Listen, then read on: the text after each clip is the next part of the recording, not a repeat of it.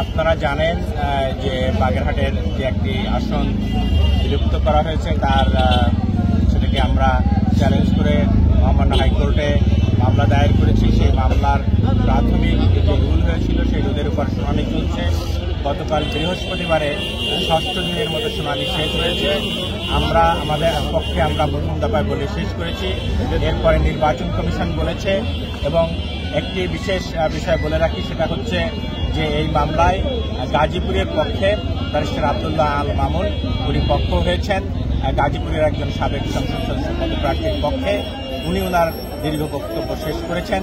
উনি বারবার বলবার চেষ্টা করেছেন যে আমরা একটা গাজীপুরের আসন ছিনিয়ে নেওয়ার চেষ্টা করছি এবং ইলেকশন কমিশনও তাদের বক্তব্য রেখেছেন। আগামী রোববার সকাল থেকে আবার যুক্তিতর্ক শুরু হবে এবং প্রথমে নির্বাচন কমিশন তার বক্তব্য শেষ করবে। তারা যতটুকু জানিয়েছে যে তারা আর হয়তো 1-1.5 ঘন্টার মধ্যে তাদের বক্তব্য শেষ করবে।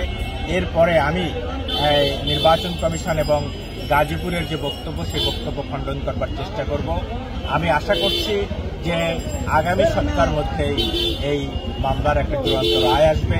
আমি আশাবাদী ইনশাআল্লাহ আমাদের পক্ষ থেকে যে আর্গুমেন্ট গেছে, আমাদের যে মামলার যে ম্যারিট, আমাদের যে আইন, বিশেষ করে ডিলিমিটেশন অ্যাক্ট এবং বিশেষ করে আমাদের যে সংবিধানের বিভিন্ন ধারা উপধারা, এখানে মামলার ম্যারিট আমাদের পক্ষে রয়েছে। কিন্তু আমাদের জন্য যে বিষয়টা চিন্তার বিষয় সেটা হচ্ছে যে এই উপমহাদেশে নির্বাচন কমিশনের যে সিদ্ধান্ত, সেই সিদ্ধান্ত টার্ন ডাউন হওয়ার আদালতের মাধ্যমে খুব একটা নজির আমাদের মাঝে নাই। তারপরও আমরা আশাবাদী এই কারণে যে নির্বাচন কমিশন এই যাত্রায় শতভাগ অনিয়ম করে এবং বেআইনিভাবে এই সিদ্ধান্ত নিয়েছে।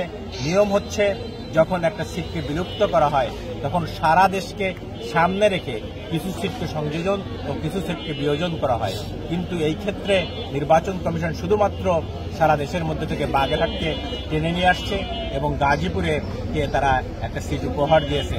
আমরা আদালতের কাছে প্রশ্ন রেখেছি, শুধু গাজীপুরের মানুষ বাড়ে নাই, ঢাকার মানুষ বেড়েছে, চিটাগংয়ের মানুষ বেড়েছে, কুমিল্লার মানুষ বেড়েছে, অন্যান্য নারায়ণগঞ্জের মানুষ বেড়েছে, অন্যান্য শিল্প এলাকায় মানুষ বেড়েছে।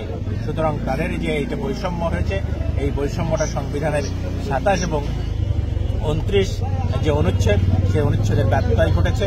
আমি আশা করব যে আদালতের মাধ্যমে আমরা ন্যায় বিচার পাব এবং আমি বাগেরহাটবাসীর কাছে বিনীতভাবে অনুরোধ করব তারা যেন আমাদেরকে দোয়ার মধ্যে রাখে, আদালত যেন আমাদের পক্ষে একটা রায় দেয় এবং আমার জন্য বিশেষ করে দোয়া করবেন যাতে